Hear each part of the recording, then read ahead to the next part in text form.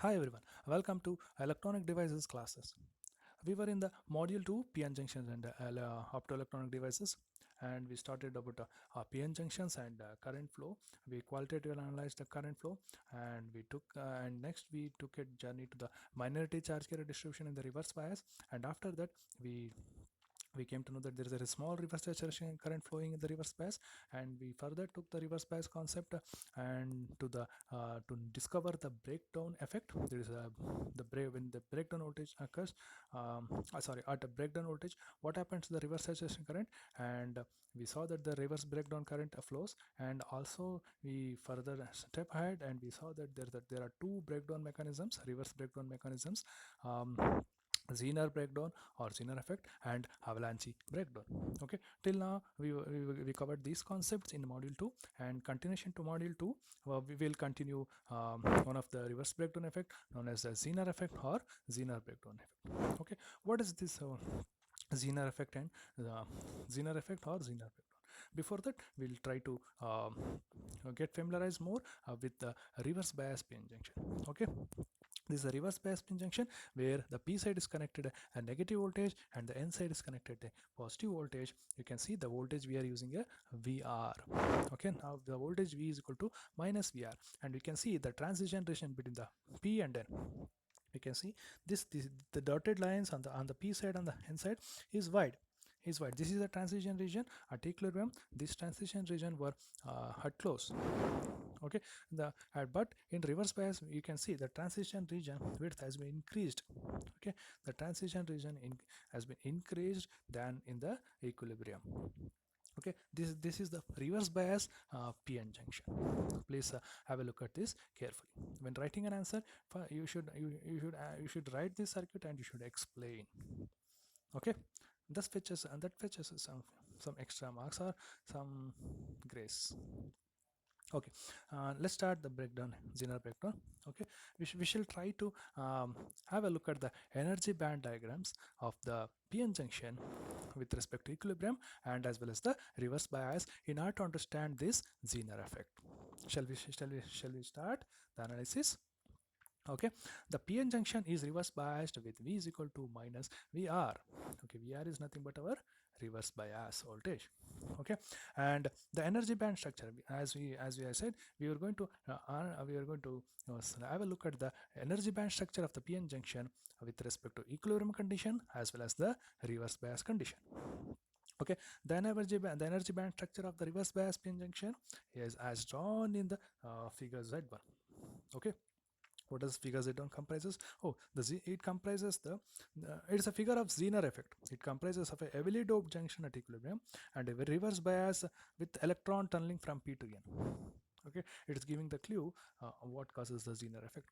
Okay, leave it. We will try to analyze more. Okay, as we said in the previous class, in the introduction to reverse bias breakdown, we came to know the heavily doped PN junctions. Okay, the heavily doped PN junctions, in the heavily doped PN junctions we can see when you apply reverse bias to that, we can see the Zener effect, and for lightly doped PN junctions we can see the avalanche breakdown. So we'll try to consider the reverse bias PN junction and the equilibrium PN junction. Okay, here the PN junction is, please remember, the PN junction is heavily doped. Okay, we are considering the heavily doped PN junction at equilibrium, and right now we are constructing the energy band structure of the PN junction at equilibrium. Okay, at one side we will plot energy band structure, we'll plot the energy of the P region as well as energies of the energy bands of the N side. One side we'll plot the energy bands of the P side and energy bands of the N side.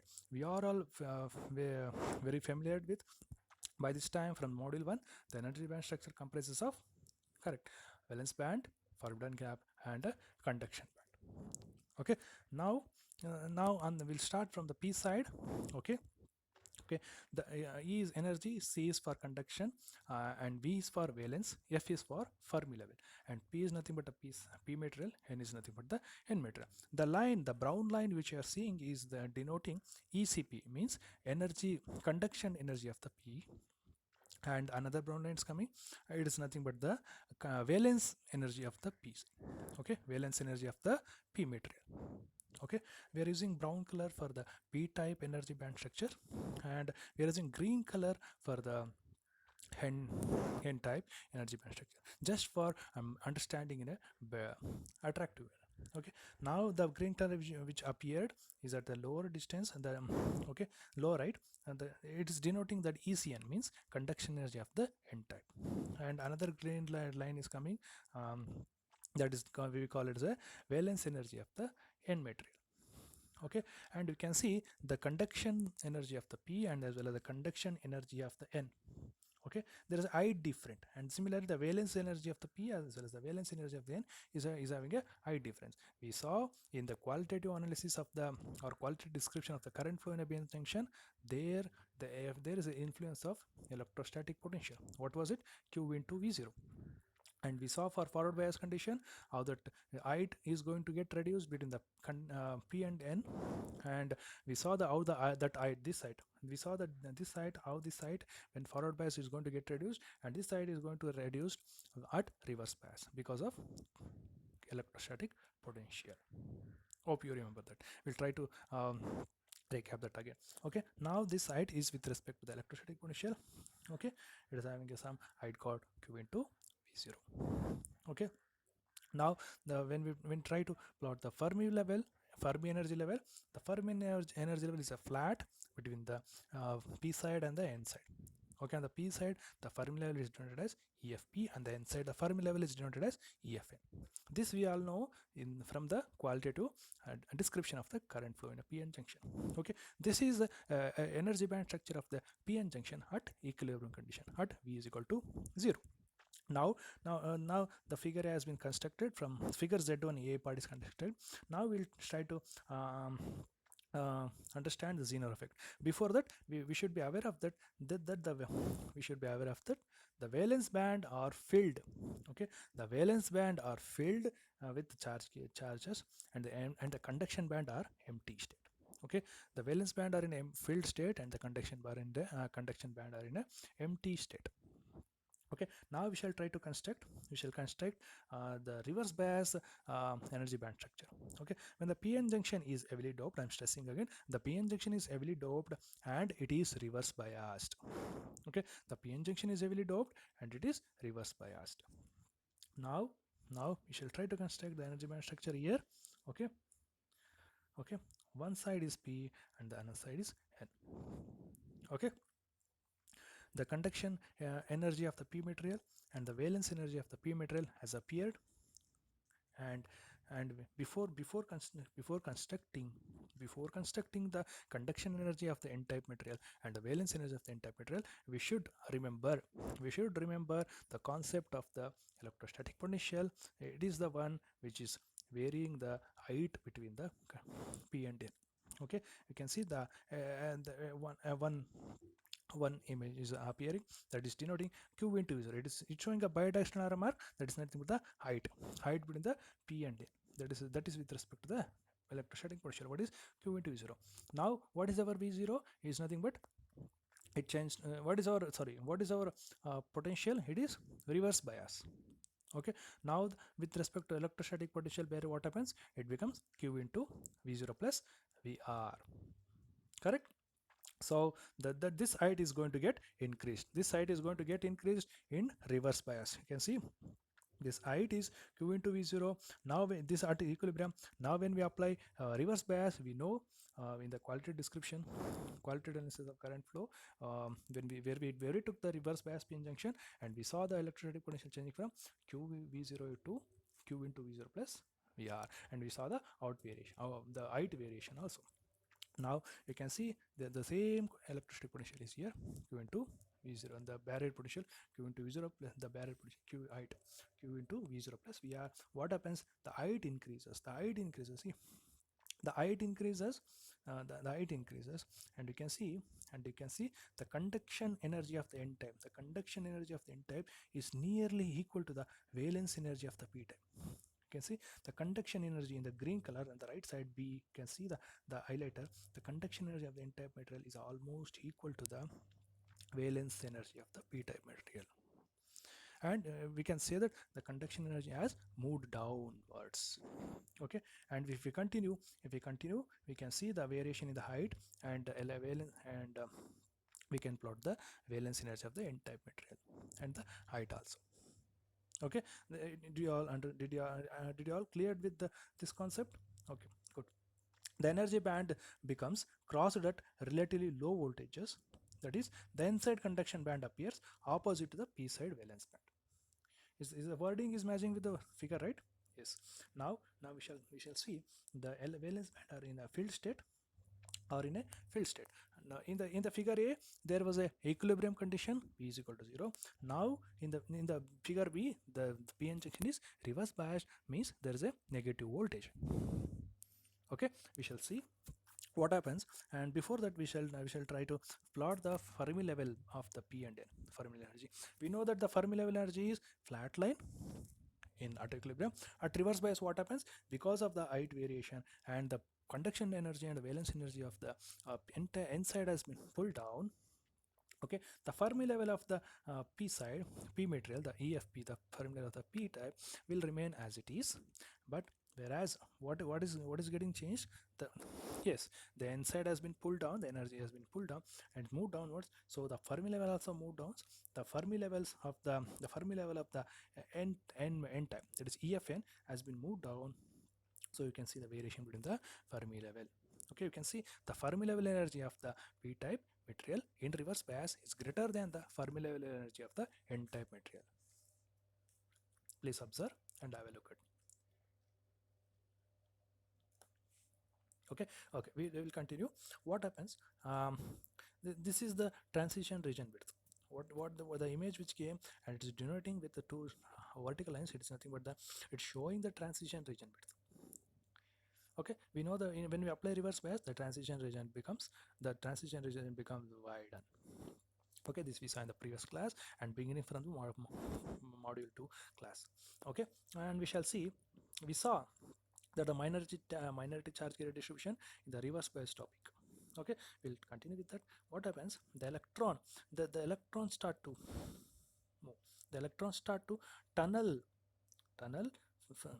from the p side to the n side, because in reverse bias, which are the carriers which is causing the small current of flow? The magnetic charge carriers. Okay, we'll take the p side magnetic charge carrier.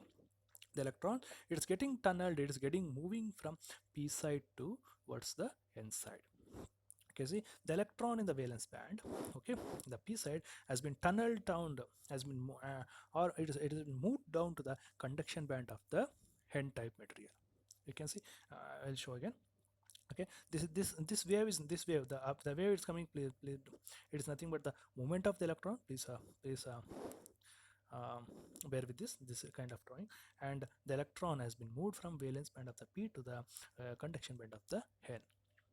Okay, this effect we will call it as a tunneling. Since we have considered the p side magnetic charge carrier, this we can call it as a electron tunneling. Okay, and the distance this electron has been traveled from its valence band to the conduction band, p type valence band to the conduction band, and we can call it as a d. Okay, and we know that there is a reverse saturation current flows in the reverse bias p-n junction. Okay, this effect of this effect will call this kind of effect will call it as a Zener effect. Okay, please have a look at the both of the figures, because you're supposed to write both these figures in your answer. Okay, we'll move to the next slide. Okay, I'm going to display this slide where whatever explained in the previous slide, the wordings are there. Okay, please have a look at that. Please have a look at. I'm going to stay in this slide, and please try to understand.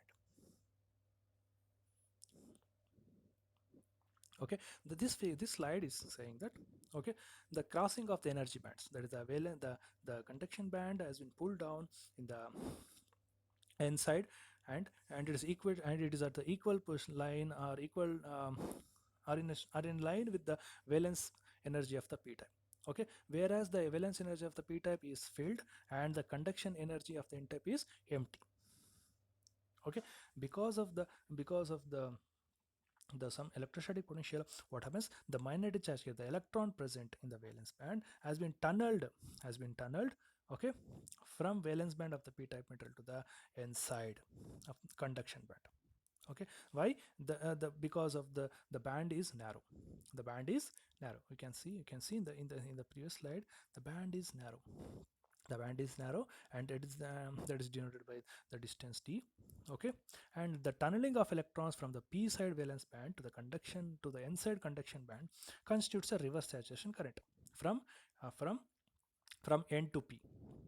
Okay, reverse saturation current is flowing because of the tunneling effect from n to p. This we showed in the in this, you can see this we showed in the as a last animation. You can see it's flowing, the reverse saturation current is flowing from n to p. You can see the arrow mark. Okay, please see the cursor. Okay,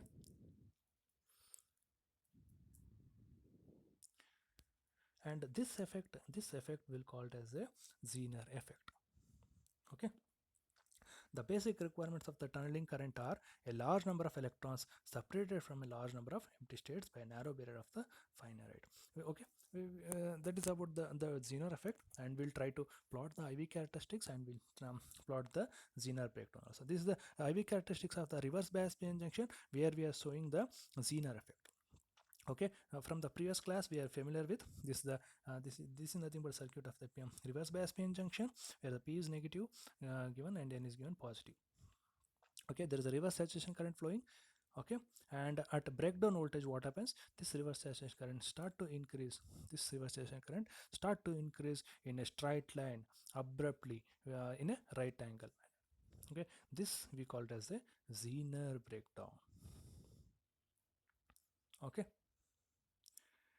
since the tunneling probability depends upon the width of the barrier d. Okay, it is important that the metallurgical junction to be sharp and eyed with heavily doped. Okay, so that the transition region W extends only a very short distance from each side of the junction. This is expected in reverse bias, the transition region to extend or widen. Okay, if the junction is not abrupt, or if either side of the junction is not heavily doped and it is lightly doped, what happens, the transition region W will be too wide for tunneling, and we cannot see the Zener effect.